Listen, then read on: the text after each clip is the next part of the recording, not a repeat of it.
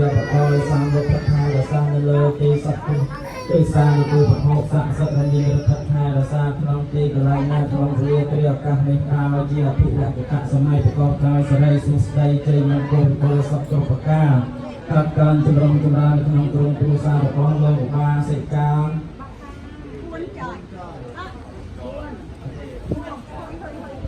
បាសិកាហើយជ័យព្រមទាំងកូនចៅបុត្រីបុត្រាប្រសាមន្តបានរៀបរាប់នៅក្នុងវេលាគ្រាឱកាសនេះបានប្រពៃពិធីកកណានុប្រទានគម្រប់ខួប3ឆ្នាំ